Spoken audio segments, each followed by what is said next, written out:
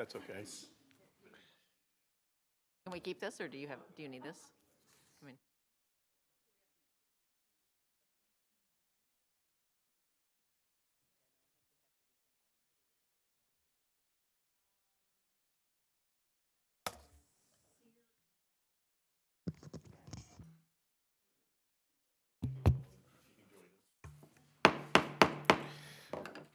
Evening, everybody. I would like to welcome everyone to the November 15th, 2021 Board of Aldermen meeting. Would everybody please join with me in saying the Pledge of Allegiance? Pledge allegiance to the flag of the United States of America and to the republic for which it stands, one nation, under God, indivisible, with liberty and justice for all. Roll call. Alderman Plufka. Here. Alderwoman Tice. here. Alderwoman Sims. Here. Alderman Weggie. Here. Alderman Gould. Here. Alderman Lockmiller. Here. Alderwoman O'Neill. Absent. Joining from. She's supposed to, oh, she's in. Not her. She's not present yet. Alderman Shelton. Here. Of our 8 members are present. Great, thank you. First on the agenda is a public hearing.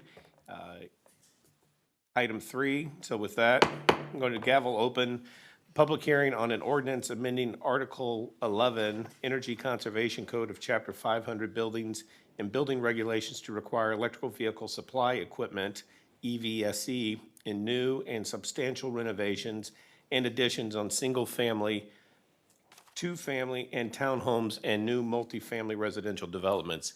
If anybody in the public cares to address the board on this matter, now is the time to do so. Just state your name if you would and your My address. name is Brian Hanson, and I live on Joseph Avenue.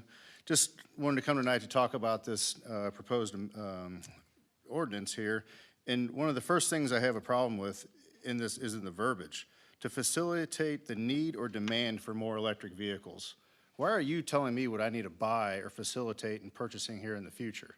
So average homes in this area have 200 amp service panels. If you're a primarily electric home and you have an electric oven, AC units, and anything else going on in there, if you're telling me that if I do a renovation and I can't work within my existing panel, I now have to add a 50 amp circuit to my service, that's gonna force me into a 400 amp service. Now, some of this may be over the knowledge or what's going on, but these are huge electrical costs that add to a project and infrastructure that may not even be available behind the pole of my house. Now, multifamily, something like that, where you wanna provide that or try to enforce that direction, that's a little different, only because they have more opportunity for public use, because they can add that extra cost onto their renters. But as a private homeowner, I shouldn't have to be responsible if I do a renovation or my neighbor to have to add this cost. On top of the fact that one of the things that concerns me is what's next. You know, are we gonna be required to have gardens within our landscape? We already have to have rain gardens, but now we're gonna be required to have a vegetable garden to become more eco-friendly so we're not buying more stuff from the grocery store. So please consider this as just an overstretch on requirements. I talked with multiple electricians today. No other municipalities in this local area have this requirement. City of Clayton has been trying to adapt this. It keeps getting thrown down because it doesn't make any sense. So please consider that when you guys are reviewing this tonight. Thank you. I also have a comment. Kirk Trostel on Pine Avenue. Unfortunately, I just got this notification today, shame on me, but like to second his opinion that this is a terrible idea. This is from the Sustainability Committee, so the number one tenet is to reduce. How is requiring me to produce additional infrastructure in my home reducing anything? Anybody that buys the home that wants to have an electric vehicle certainly has the capability to hire an electrician to have them come and put that into their home. Study in Japan said keeping your old car as opposed to buying an electric vehicle, this year, is more responsible for the environment, even though it's a gas guzzler in today's term. Secondly, a European study came out and said electric vehicles don't pay, or aren't good for the environment, I should say, not that they don't pay. They're not good for the environment until you get above 70% renewable. Well, the United States is 86% non-renewable electric grid. And do you think that power comes from the power station over the electric transmissions lines without loss? Of course not. It's about 10 to 20% efficient. So you have a huge number of losses, not to mention the 86% coal gas, natural gas that we're burning currently. This is a disaster. Keep out of my house. Thank you. Anybody else? Do we have anybody online that cares to? We do. Okay, Paul Presson. all right. Paul, can you hear us?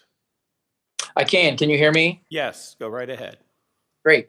Yeah, so I'd just like to follow up the previous comments as well. I have some serious issues with an ordinance that requires a homeowner to install electric vehicle charging in a home they already own and are renovating or planning to build. We could debate for days and probably longer about the merits of electric vehicles here, but in an area, as Kurt said, like Missouri, that has very little renewable energy, 70% of our power plants are coal-fired. 8 of our 10 largest coal plants are coal-fired. I, at this point, don't see the value in that trade-off.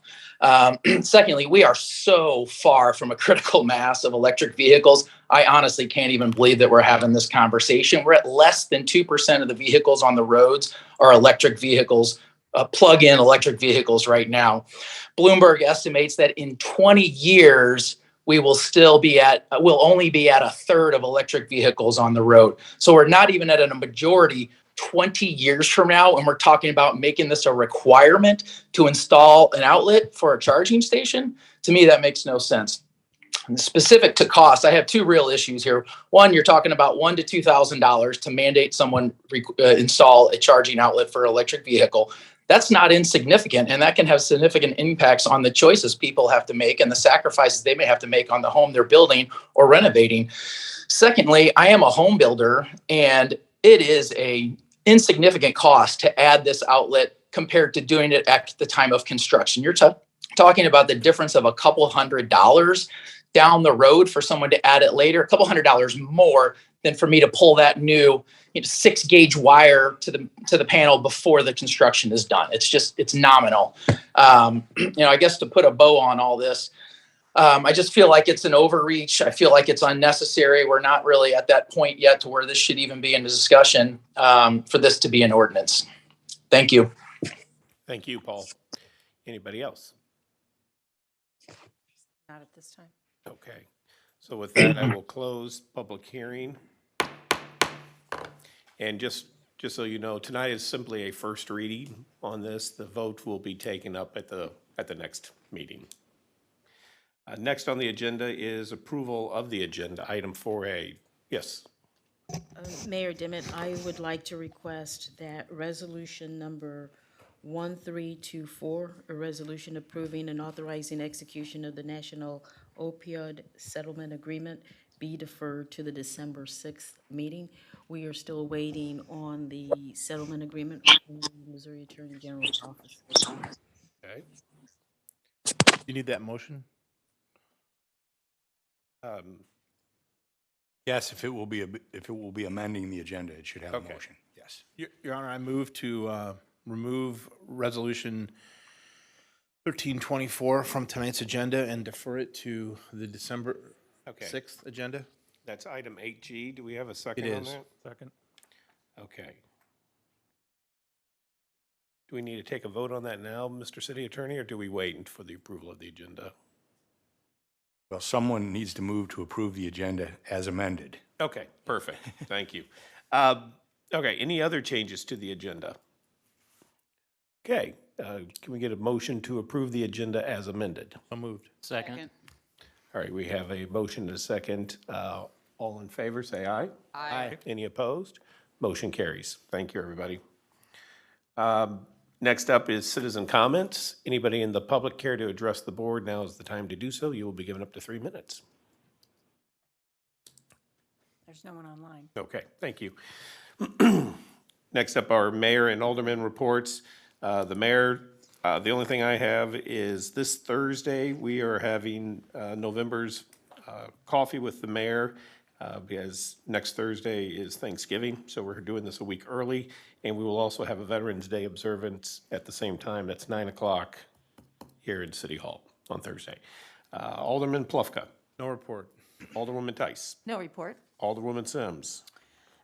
Ways and Means is continuing their budget review process. We have a special meeting this Thursday at 5:30 here. Come one, come all. Alderman Weggie. No report. Alderman Gould. Yes, since we had the Ward 3 meeting last month, we likely will not have another Ward 3 meeting this month, so we'll be putting out information of when the next Ward 3 meeting will be. Alderman Lockmuller. The Public Safety Committee meeting that was regularly scheduled for the 24th of November, right before Thanksgiving, has been canceled, and we'll meet in December. Alderman Shelton. No report. And we still don't have Alderwoman O'Neill? Okay. Let's move on to item 7. Mayor Dimmitt, if you would recognize Dan Gumersheimer so he can announce and remind our residents that we're having the Stormwater Pmp meeting this week. As you probably saw in your announcements, either Nextdoor or Facebook, the Stormwater Management Open House starts tomorrow, so that's at 5 p.m. through 7 p.m. And if you can't make it to Tuesday's meeting, it's also on Wednesday. Both of these are at the Rec Center, so 2505 South Brentwood Boulevard, and they'll be on the display, you know, the room assignment whenever you walk in. So that's pretty much it for people to fill out questionnaires. You can do that all the way through December. So if you don't attend, you can still submit your comment cards. And let's assume that somebody watching tonight, this is their first exposure to this. Can you explain to them what it is that's going to be taking place? Yeah, the, I guess, overview of it is if you have stormwater issues, whether it's, you know, standing water in your yard, standing water in the street, runoff from an adjacent property, this is the time to basically explain your situation. And then for the engineers to look at it, whether it's coming from an isolated standpoint or if it's, you know, inadequately sized sewers, they'll, you know, figure this out. It's not like we're going to solve this, you know, in a month or a year. It's basically to prioritize problems where there's stormwater issues that are recurring. Great, thank you. Alderman Gould. And just so everyone knows, if it's not part of your property, but up the street from you, you can still fill out a form? Correct, you can still report that. The forms, like I said, they're online, so if you go to brentwoodmo.org, you can find the information towards the bottom. It's listed there. You can click on the calendar and find it for tomorrow or Wednesday. And then again, there's a questionnaire, there's a hyperlink. You can fill it out with a smartphone or a tablet, hit submit, and then it goes to the engineers and they'll compile a list of addresses. Okay, thank you. Thanks, Dan. Now let's move on to City Administrator Report. First up is Brentwood Bound Update, Craig Schluter. Excuse me, I'm sorry. Kathy, just. Oh, hello, Kathy. That's okay. All right. Carry on? Yeah, go right ahead, Craig. Okay. Craig Schluter with Navigate Building Solutions. I'll be going through my typical report, starting with construction costs. Total spent since the last Board of Aldermen meeting was $68,393. Going on to soft costs, $106,958.22 was spent on material testing, playground design and engineering, auditing fees, fiber optic relocation fees, and project management fees. Going to property acquisitions, $381,130 was spent on property acquisitions. Going to the bottom in categories of funding, so the city received the final check for the MSD Horseshoe Sewer. So that was a big milestone in the project. You guys recall, we've been talking about this for years, and that was a big endeavor to get that installed for MSD. So the city received close to a $2 million check a couple weeks ago, which completes that reimbursement part of that agreement. So that's good news. And then the city received another rent check from Bowser House. And that is it. Okay, great. Any questions? Alderman Plufka. Greg, thanks for the report. The notice of delay letter doesn't really say anything about the timing of, do they have any expectation as to when MSD's delay or the electric overhead power line delay will be resolved? The MSD delay should be resolved once we get the final 2 easements uploaded to MSD's project website. So The city just had a commissioners hearing today for those property easements, and then as fast as that paperwork's resolved, we can upload that to the website, and that'll get that MSD permit released. So that's one component. The fiber optic piece, step one is this Crown Castle agreement that's part of the agenda tonight. So presuming that you all approve that, then we have to work with them on getting that fiber optic line moved. And then that'll get that part released. And then the Ameren power lines. So we had a conference call with Ameren today at 1 o'clock, and they're working through the design and the scheduling of their work. It sounds like they'll start the day after Christmas on the 26th, and then that'll help start getting that work moves. The goal is that those will be permanently buried, the area we're talking about to the western end of Brentwood bound? No, this is phase two. Oh, the eastern. This is the eastern side by Hanley. So Okay. it's a relocation of the poles. Okay. So there will always be overhead, but we have to move the location of the poles to do the phase two improvements. And then the last question I had for you with regard to that same letter was, we do understand this to be a compensable delay. Compensable by whom? MSD and Ameren? No, it's, since the city holds a contract, and ultimately it's some of the components that are part of the city's contract that are delaying them, it could be a compensable delay that the city would have to pay if these delays go on, continue to go on. A compensable delay to whom? To the contractor. Okay. Okay. Thank you. Okay. Anyone else have any questions for Craig? Okay, thanks, Craig. Next up is under the city administrator report. Thank you, Mayor Dimmitt. Items number B, 7B, and 7C are ordinances that are under new business, and the reason why we're bringing them to your attention. The first one, we will be asking the board on the warrant list to approve $5,000 to Global Signal Acquisitions and $1,150,000 to Druco Properties, and you all will be approving the warrant list before you approve those ordinances. So I'm just bringing this to your attention. Okay. Any questions? Wonderful. Let's move down to item 7D, redistricting. So I want to thank the board, I want to thank the mayor for agreeing to a special meeting this week, Wednesday, November 17th, at 7 p.m. here in the council chambers for the board to deliberate on redistricting in the ward. We now have the 2020 census information and the block census data that shows a need for us to redistrict. So Whitney and Dan have been working on this, and we will be presenting more information. In front of you is our initial draft proposal. We want you to take a look at it, and if you would like to suggest other movements, please let us know so that we can draw that and have those maps ready for you on Wednesday. Alderman Plufka. Do we have a quorum for Wednesday? At present, we've heard from 4 aldermen, so we don't have a quorum just yet. Thank you. If anybody could check their, you received emails this afternoon, I'm sure. I saw the email late. I'm available. Yeah. We now have a quorum. And I don't need anyone to come to my house. Like, Okay. Thank you. I know, I felt like everyone was. So that will be, 7. that'll be Wednesday night at 7 o'clock here on the redistricting. Great, thank you. And finally, item 7E, the request for indemnification. Who's handling that? I can. Do you know anything about it? No, so I'll take it. Okay. I read the materials in the packet. City Attorney O'Keefe sent a second letter to the Office of the United States Attorney since we did not receive a response to the first. And as of the start of this meeting, we still don't have a response. I think our initial opinion is we probably will never get a response on this.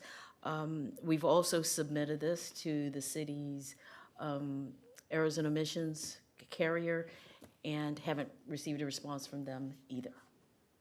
Okay. So really, We notified them of a potential claim, though. Is that- exactly, okay. that's what we did. So at this point, we have the request from the former mayor to indemnify him for the attorney's fees associated with the investigation, the grand jury investigation. So it's in front of you all. What do you want to do? Do you want to wait to hear from the errors and omissions carrier, or do you want to make a decision now? It's, you all are driving this. Alderman Lockmuller. I would prefer to hear from the insurance company, Aero and Emissions. Probably make a motion to table this into the next, I don't know the exact date, the next December 6th Board of Aldermen meeting. Second? Okay. And is that the proper way to do that, Mr. City Attorney? Just table it? Make a It motion to is. table it? It is, and I didn't have a chance to speak with Kevin about this, but I can certainly follow up with Assistant U.S. Attorney Hal Goldsmith. He happens to be a friend of mine, and maybe I could get him to respond. That's kind of surprises me that he has not done Okay. that. So just keep in mind that the ability to indemnify is wholly discretionary, and it's up to the board to decide whether or not you think it's appropriate or not. But you certainly can do it. It's within your powers. Okay, great, thank you. Alderman Weggie. Can I get some clarification? So why are we expecting to hear from the errors and omissions if we just notify them that something might be coming, but we haven't actually sent anything over? Guess they could make a ruling whether this is covered. So they would let the city know that this is a coverable insurance policy. But we've told them not to take any action on it. So, to pay it out. So Right. that's why we would be expecting a response. Okay, so even though they don't have any details of what They this do. potential investigation is? Every single thing that we have, less the response from the United States Attorney, Office of the United States Attorney, they have everything. Everything that the former mayor sent us, they have that. Okay, but we still know no details of this potential federal investigation into Brentwood, any aspect of it whatsoever. Okay. Well, it's very confusing to me and alarming. I don't know that it was, I mean, I don't know, and I think you spoke to this last time, Mayor, as to whether this was ever an investigation of the city of Brentwood. It never was it? I did speak to that. No, there never was an investigation into the city of Brentwood. Our former mayor was investigated and gave testimony to a grand jury for now, which now he wants to be reimbursed for the legal representation he got during that process. That's my understanding. So we have a motion by Alderman Lockmuller and seconded to table this matter until the December 6th, 2021 Board of Aldermen meeting. Any further discussion on that motion? All in favor, say aye. Aye. Any opposed? Motion carries. Thank you. Brings us down to the consent agenda, which we have a number of items. Do we have any requests have any questions about any of those items or any requests to remove any of those items from the consent agenda? Seeing none, the chair would entertain a motion for approval of the consent agenda. So move. Second? Okay, we got a motion and a second to approve the consent agenda. Can we get any discussion on that? Okay, roll call, please. Alderman Plufka? Yes. Alderwoman Tice? Yes. Alderwoman Sims? Yes. Alderman Weggie? Yes. Alderman Gould? Yes. Alderman Lockmiller? Yes. Alderwoman O'Neill? yes, Alderman Shelton? Yes. Motion carries. Great, thank you. Brings us down, we have no old business, so we've got four matters under new business. The first is Bill number 6355. Can we get a first reading of Bill 6355 by title only, please, Mr. City Attorney?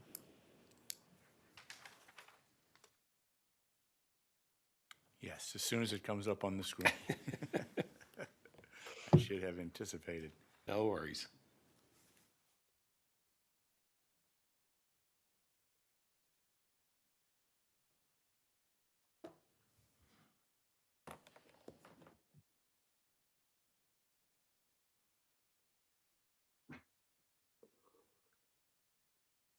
Yeah, it won't download. Bill number 6355, an ordinance approving maintenance agreements with Metropolitan St. Louis Sewer District, MSD, for sewer facilities for the Brentwood Bound Improvements Project. First reading. Thank you. And this is being presented by Dan? Seems like we do this at every meeting. As you recall, this is another MSD series of agreements. These are all maintenance agreements, so they can have access to do whatever maintenance services, BMPs that they need to do in the future. There's a total of 15 addresses. Some of these were presented before, but they didn't have the Exhibit As with them. Now they all do, so all of these are complete. And we're looking for a motion to go ahead and approve these and give them to MSD. Okay, any questions on that? We would like to have a second read, so if we get a motion for a second read. Your Honor, so moved.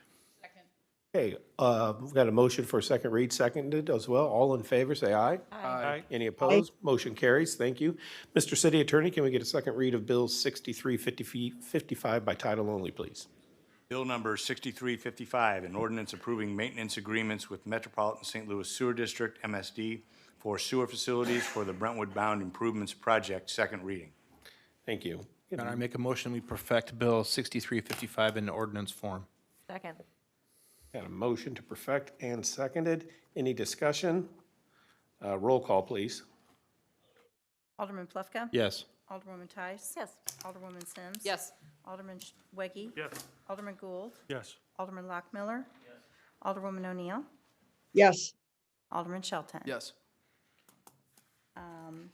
Bill number 6355 has passed and will be perfected into ordinance number 4990. Great, thank you. Item 10B, Bill number 6356. Can we get a first reading of Bill 6356 by title only, please?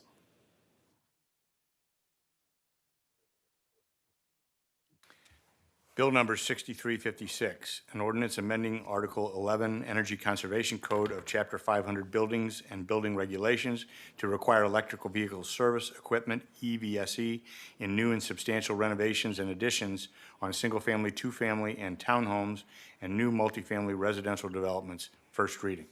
Thank you. Whitney, the floor is yours. Good evening. Whitney Kelly, Director of Planning and Development. This item was brought before the Planning and Zoning Commission at the request of the Sustainability Committee. Can you move the microphone down? I'm not sure we're hearing you. There we go. Thank you. This bill was moved forward at the request of the Sustainability Committee and was presented to the Planning and Zoning Commission on October 13th. They did express some similar concerns as the comments that you heard tonight, as well as what really constitutes a level 1, 2, or 3. So I tried to provide that clarification in the memo to you. However, they did recommend a denial by a vote of 1 to 4.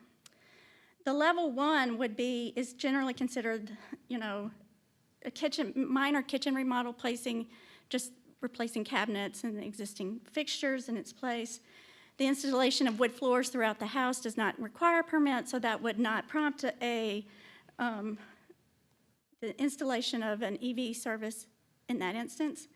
A level 2 is a little more enlarging a bedroom or dividing up a larger room into 2 smaller rooms. And then the level 3 is when you're doing a whole interior renovation, gut rehab, or a major addition. That would constitute a level 3. The bill that was before you was based upon what was presented and adopted by Richmond Heights, and the level 3 came from the city of St. Louis, where they did both the level 3 and new construction. The Home Builders Association of Greater St. Louis did provide some comments. They are only proposing that such requirements for electric vehicle stations be for commercial, recreational, institution, and industrial uses, but not for residential.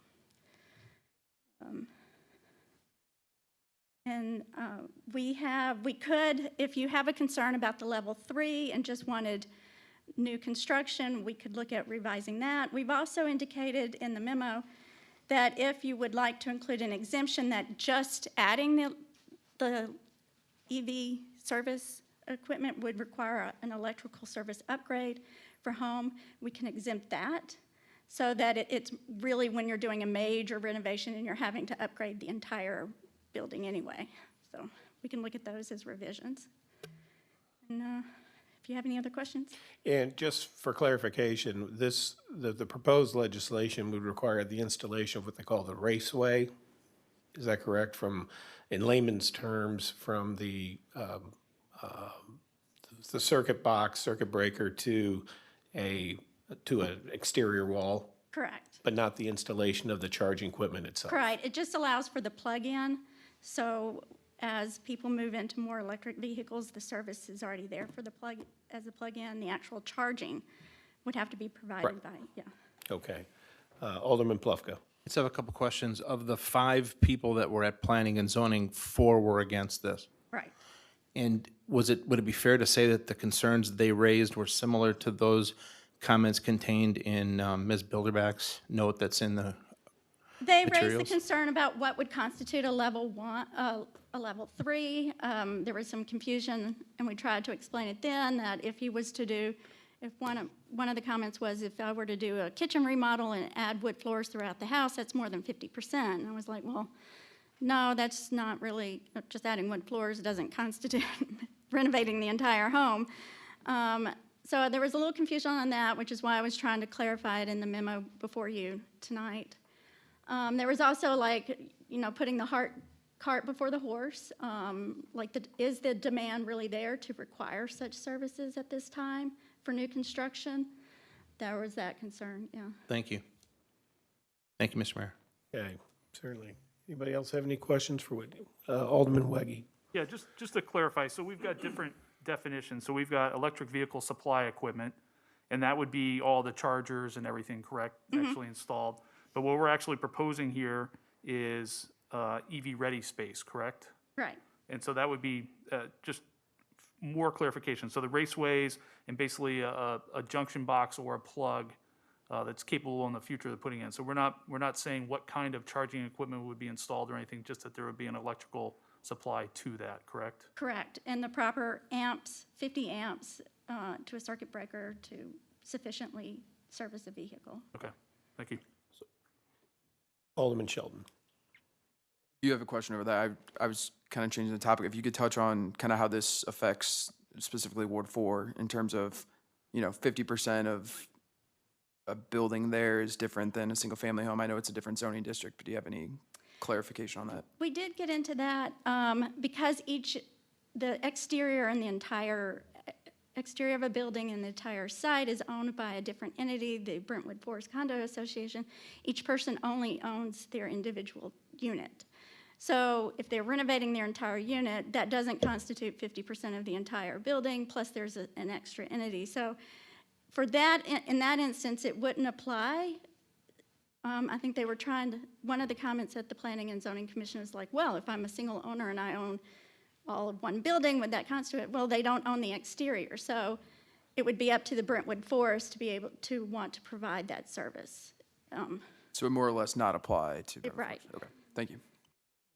Alderman Plufko. Thank you. So you just touched on, and one of the comments from the citizen comments during the open forum earlier tonight mentioned the fact that if I have service into my home that would not sufficiently have 50 amps of additional power, I would have to increase the power coming into my home, which may require an additional panel, additional wiring. Is all of that pretty accurate? Not really. Usually when you're doing a level 3 renovation, it's a gut rehab and you're having to upgrade the entire electrical supply anyway. So we did want to address that. So in the memo, we did say that staff could include an exemption that if the load requirement would create the requirement for an electric, in and of itself would require an electrical service upgrade, whereas the other renovations would not, then we would exclude that from the requirement. So we can make that a specific exemption. That's not in the language currently. That's not in the language currently. Okay. All right. It's something we can look to add, yeah. Thank you. Are there any other exemptions that you've talked about tonight that are in the proposed legislation? No, I think there was, some members were like, I thought we only wanted to do for new construction. Did we really want to do for level 3? So that is something that y'all can make an amendment to as well Okay. and discuss. So right now, what is proposed, because it has changed from out of P and Z. Is that No, correct? we did not change it from P and Z. Okay. So what is in the ordinance now is for level 3 Okay. and new construction. And new construction. Yeah. Okay. Alderman Lockmiller.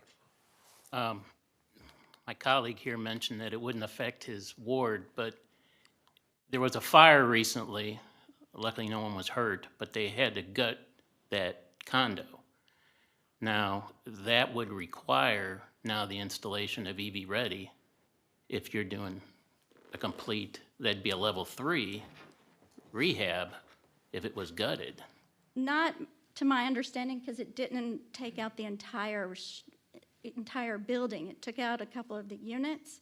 Okay. So therefore, it wasn't the entire structure. But So if you're looking over there, a lot of the units are maybe 6 or 8 units, so you're saying that that's not a level 3, right, even though it's fee simple ownership. because they only own the interior of one single unit. The Brentwood Forest Condo Association owns the exterior of the building and the site. So therefore, we wouldn't consider it for this purpose a requirement. Yeah. And then when you look at you're getting into more of the multifamily type new construction. Could you kind of explain that table when you get down towards 11 or more? So this was similar to what was adopted by the city of St. Louis, that if you have a total number of parking spaces, from 1 to 4 spaces, you should have a minimum number of EV Ready as 1. If you have 10 or 5 to 10 spaces, then you should have a minimum of 2 with a 20% I'm sorry, that should say maximum. Maximum number is 20% of the spaces should be provided with the EV Ready. And then 11 or more is minimum of 20% of the spaces with just a total of 20% of the spaces for 11 or more. And then the column next to that, Yeah, that says remainder of the spaces, but I don't, I mean, that would be a lot of breakers. If I'm doing Yeah. a 100 I think it unit was apartment meant to building, I gotta have a say- 50 amp breaker for every apartment. yeah, it was just a maximum of 20 of the remainder of the first 11 or more, yeah. So 20% of 11, and then more of that. We can clarify that for if you want to. Yeah. Okay, thank you. Okay, we see some, yes, Alderman Gould. I've got a follow-up question to Alderman Weggie's question, and that is, that line and plug has to be a dedicated line, correct? Correct. That means that if have no intent to use it for however long you live there, that's a line that sits dormant, that you cannot use for anything else, and takes the space in the box, right? That's my understanding, but I'd have to talk with my chief building official to make sure that's correct. So if you've got and I disagree with your assessment that just because you do a renovation means you're gonna have to upgrade your service. I think there's a lot of renovations people do, especially in smaller homes that we have, that can maybe keep a 100 amp service that they might have. But I think, if you're saying that you dedicate a 50 amp in your box to that, Right. then that means that you can't have an electric stove or other electric devices in a smaller box, potentially, because it's can only be used for this. Well, the stove would be on a separate line within Right. the breaker. No, I know So, that. yeah, But each one adds up in your box, yeah. So this would be another little line in the box, yeah, correct. or a sub panel that you'd have to put in, or something like that. Right. And then, as far as it goes to scope and intent of codes, are there any other codes that we have what would you say is the general scope and intent of building codes?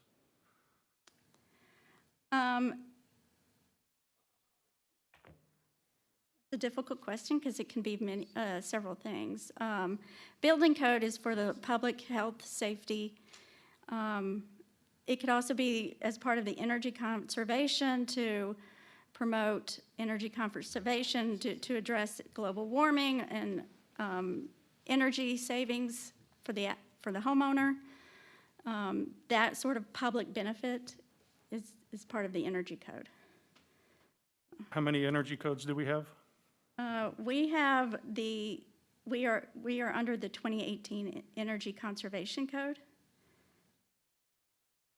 How many? Okay, so, okay, thank you. I also have a question about process and procedure. You said that this came from Sustainability Committee, which I think is technically a commission, not a committee, is that right? Which is a subsection of the Public Works Committee. And I think for process, aren't they supposed to present to the Public Works Committee and then Public Works Committee votes on it of whether or not to take it to the board? So I'm curious on why it would go from one commission to another commission without a recommendation from a committee level. So I don't know. Okay.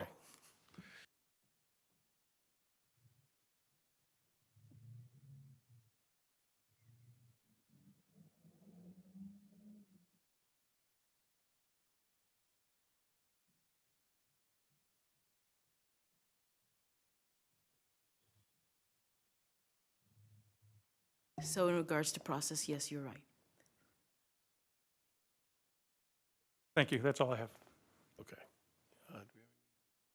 Yeah, Alderman Lockmuller. What's the penalty for not adhering to this code?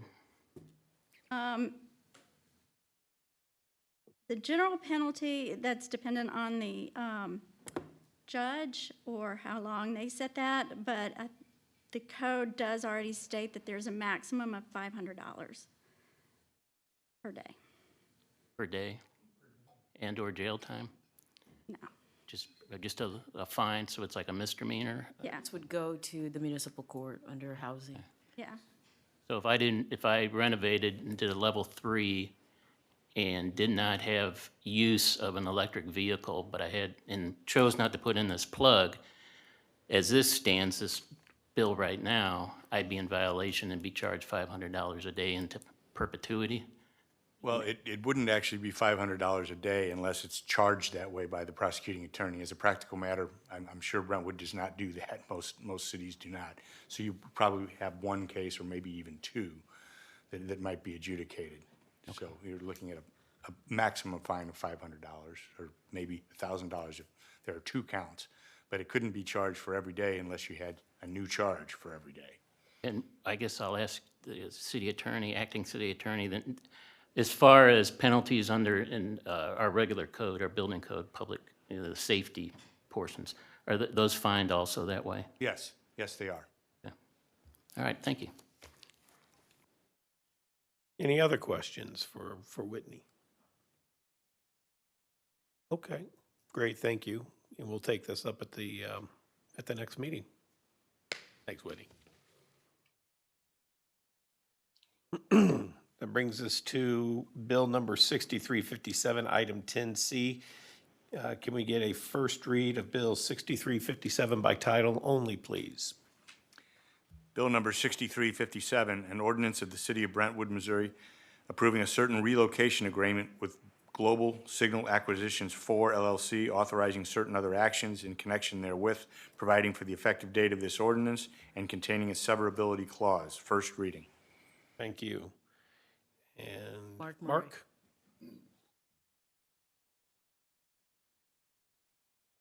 All right, good evening. Before you is a bill to approve a relocation agreement with the cell tower company. Craig mentioned this a little bit ago too, during the Brentwood Bound report he did. Basically, this authorizes the relocation. The city will pay $5,000 in connection with that as well, and we'll be amending the easement that they have on the property. We've got the location of where it's going to go, but not the legal descriptions yet, so that'll be fleshed out at a later date. Great. Do we have any questions for Mark? Okay, we would like to have a second read on this bill. Can we get a motion to that effect? So moved. Second. Okay, all in favor, say aye. Aye. Any opposed? Motion carries. Can we get a second reading of Bill 6357 by title only, please? Bill number 6357, an ordinance of the City of Brentwood, Missouri, approving a certain relocation agreement with Global Signal Acquisitions 4 LLC, authorizing certain other actions in connection therewith, providing for the effective date of this ordinance, and containing a severability clause. Second reading. Great, thank you. Can we get a motion to perfect Bill 6357 into ordinance form, please? So moved. Second. Okay, any discussion on that? Roll call, please. Alderman Plufka? Yes. Alderwoman Tice? Yes. Alderwoman Sims? Yes. Alderman Weggie? Alderman Gould? Yes. Alderman Lockmiller? Yes. Alderwoman O'Neill? yes, Alderman Shelton? Yes. The bill passed by a vote of 8-0 and will be perfected into ordinance form number 4991. Thank you. And that brings us to the last item under new business, and that's Bill number 6358. Can we get a first reading of that bill by title only, please? Bill number 6358, an ordinance of the City of Brentwood, Missouri, approving a certain settlement agreement with Druco Property LLC and Brentwood Material Company, authorizing certain other actions in connection therewith, providing for the effective date of this ordinance, and containing a severability clause. First reading. Thank you. Mr. Murray. All right, good evening again. This is the bill that approves the settlement agreement with Druco Property LLC, the property owner, and Brentwood Material Company, the operating entity, formerly at 2948, 2950 South Brentwood. As Bola mentioned, we are settling this lawsuit, this condemnation lawsuit. And just to clarify, the compensation total is $1,150,000. The vast majority of that has already been paid in by the city as part of the condemnation action, and the new additional payment money is $381,130. Great. Do we have any questions for Mark on this? Alderman Plufka. So, on page 2 at the bottom, paragraphs 4 and 5, is that a pretty standard pair of clauses? Or was that done for this agreement specifically? No, this is, we've done this before. We've done this with this at West Hill previously, so it's stuff, it's language we've used before. Very good. Thank you. Any other questions? And we would like to give a second reading on this as well. Could we get a motion to that effect? So moved. Second. Great. All in favor, say aye. Aye. Any opposed? Motion carries. Thank you. Mr. City Attorney, can we get a second read of Bill 6358 by title only, please? Bill number 6358, an ordinance of the City of Brentwood, Missouri, approving a certain settlement agreement with Druco Property LLC and Brentwood Material Company, authorizing certain other actions in connection therewith, providing for the effective date of this ordinance, and containing a severability clause. Second reading. Thank Your you. Honor, Yes. I move that we perfect into ordinance form Bill number 6358. Second. Great. Thank you. Any further discussion? Roll call? Alderman Plufka? Yes. Alderwoman Tice? Yes. Alderwoman Sims? Yes. Alderman Weggie? Yes. Alderman Gould? Yes. Alderman Lockmiller? Yes. Alderwoman O'Neill? yes, Alderman Shelton? Yes. Bill passes by a vote of 8-0 and will be perfected into ordinance form, ordinance number 4992. Thank you. And that brings us down to item 11, the second round of citizen comments. And once again, if anybody in the public cares to address the board, now is the time to do so. You will be given up to 3 minutes. Okay. Down to close, we do need to have a closed meeting tonight. We're making that request to the board for purposes of real estate. Can I get a motion to that effect?